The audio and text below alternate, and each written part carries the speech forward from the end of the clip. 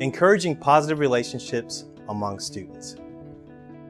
It is astonishing how little attention is paid to the quality of relationships between students on a campus. A Google search provides little information, and the topic is virtually ignored by leading educators who can expound wonderfully on matters dealing with curriculum, classroom management, and administrative leadership styles, but who have little to say about how students get along with one another. The typical school is populated by many different student factions and personalities. If those entities are not meshing together well, questions of students' personal safety and emotional well-being will stalk the campus. When teachers say, "I'm too busy teaching, don't ask me to spend time dealing with how the kids relate to one another," they need to reevaluate. Spending a small amount of class time encouraging the development of positive student-to-student relationships will pay huge dividends in classroom productivity.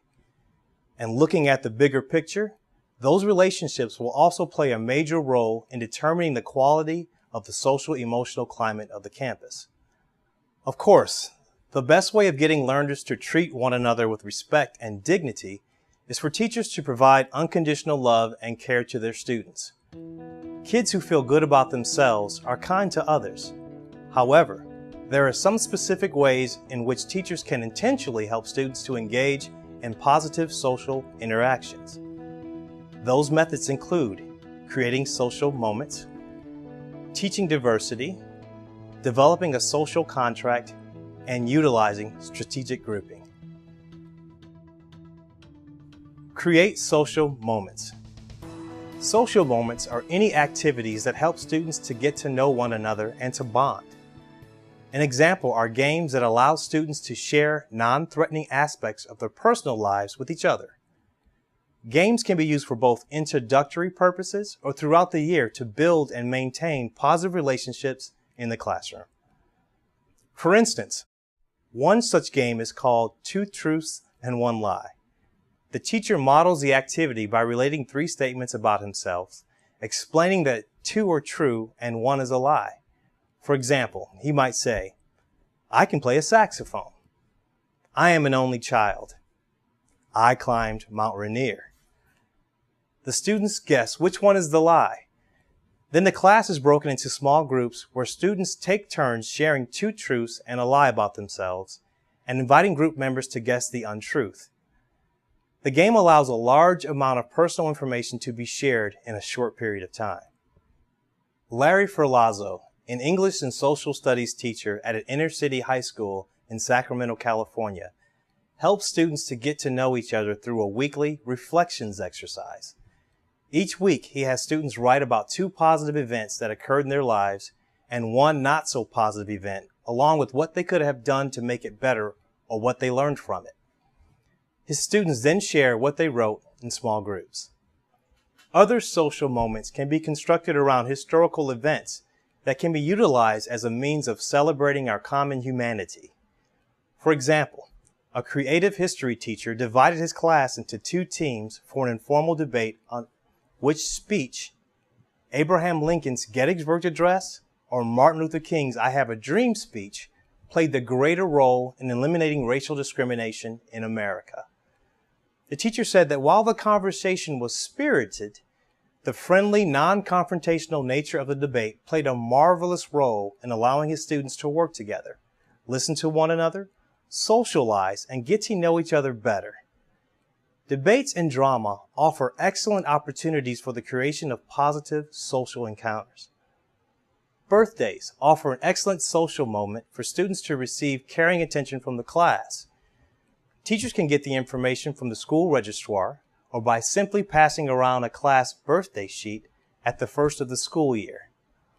On the day of the student's birthday, her name is written on the whiteboard, and the birthday person stands up and receives a candy bar from the teacher and the applause of the class. Sadly, for some students, that moment may be the only recognition of their birthday that they will receive. In creating social moments, teachers' creativity is encouraged. Any activities that can help students socialize and to feel appreciated by their peers should be considered. Teach acceptance of diversity. A subtle yet powerful way of encouraging positive student interaction is to bring lessons on diversity into the curriculum. In most subjects, a teacher can incorporate something about cultural diversity that allows students to have fun and build relationships. A history or geography teacher could have the class do group presentations on various cultures. A chemistry teacher could do a quick cooking demonstration and have the class bond by sharing ethnic foods. A language arts teacher could have students write their own raps about their backgrounds and cheer each other as they perform their songs.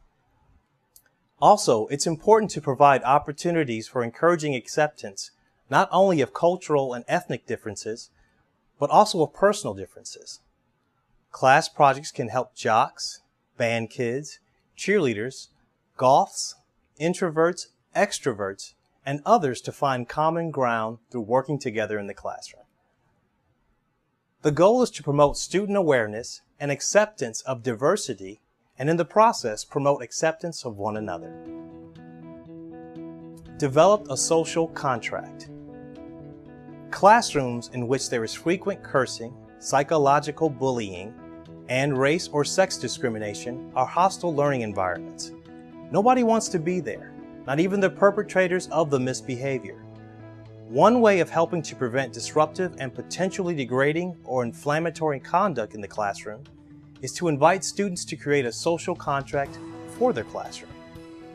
When students have a part in constructing the class rules, they are much more likely to follow the rules and to accept the consequences for bad decisions. One rule of thumb is creating a class contract is to keep it simple. Just a few basic rules that students can remember are far better than a long list that ends up being ignored.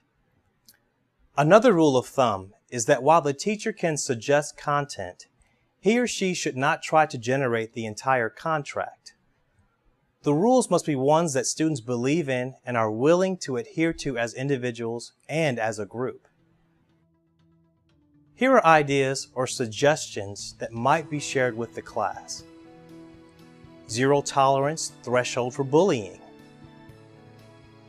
Zero tolerance for sexist or racist language. No cursing.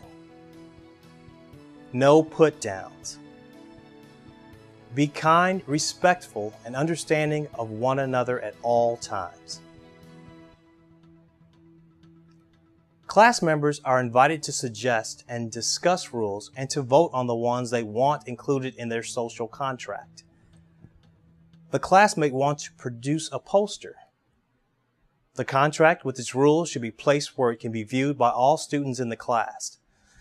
When misbehavior occurs, the teacher and the other students can point to the contract, and the teacher may say, "I thought we agreed on that." The social contract can be helpful in enlisting group pressure and encouraging students to relate to one another with care and respect. Utilize strategic grouping. When people work together on a project or a common cause, they tend to overcome social barriers and develop feelings of empathy for one another. Kids who have been placed in situations where they labor together in a mutually supported climate over a period of days or weeks are not likely to bully or maliciously tease one another outside of class. Well thought out groupings of students can help provide that climate. There are a number of excellent reasons for providing small group opportunities in the classroom. Some subjects naturally lend themselves to grouping, such as science projects or the solving of complex math problems. Also, study centers allow the placing of students with similar knowledge and abilities together to study a subject. However, one of the most important reasons for employing grouping techniques is capitalization, the building of social capital. If careful thought is given to the composition of a group and the rules of group etiquette are explained, students can learn to share ideas, develop respect for the thoughts and feelings of others, and discover the pleasure of bonding together to accomplish a shared goal. If a group goes to the same work area for a number of sessions, a few basic rules of group etiquette are important, especially when students come from backgrounds where not much emphasis has been placed on respectful social interaction. These rules can be determined by the teacher or by the class, and they become part of an etiquette contract that class members observe as they rotate in and out of groups during the course of the school year. There should not be too many rules. 3 or 4 are plenty, otherwise the power of the contract is diluted. Examples of some basic rules of group etiquette are: no dominating the conversation, no interrupting, no blaming or put-downs of others. Explain to the class, whether you're applying for a job, trying to make friends, or getting along with other people at work, these basic rules for respectful communication are essential. You may as well practice them now. The rules can then be written on a sheet of paper and placed in the middle of the table where a group is working. If someone breaks a rule, other students in the group can simply point to the paper. No one is verbally accosted for violating the contract. The nonverbal reference to the rule says all that needs to be said. After a while, students will become more and more adept at showing respect for others in their group. It is an important lesson that will serve them well, not only at school, but also as they interact with people in the larger world. Whether they are clustered into small groups or are paired, students will have greater opportunity to bond than working independently or as a whole class. In many instances, groups may be randomly assigned by counting off or by having students clustered together where they are seated.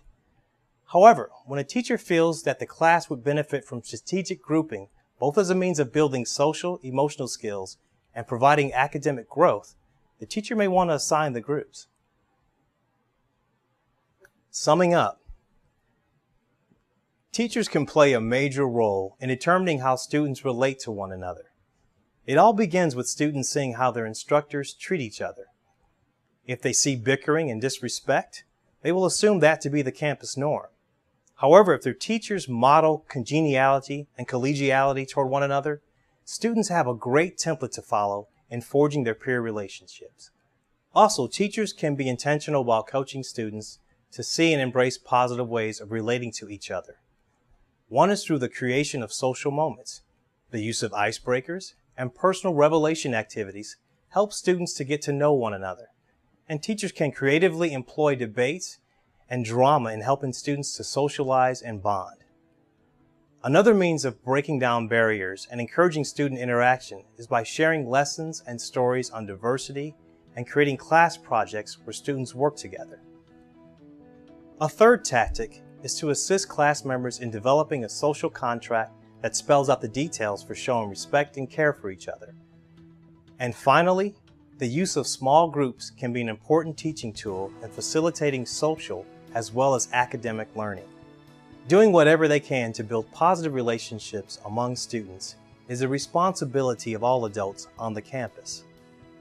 Helping students to relate well is a key element in building a great social emotional climate where students feel physically safe, emotionally supported, and enabled to learn. As one high school student said, "At my school, teachers care about us kids caring for each other. Their caring helps us to care."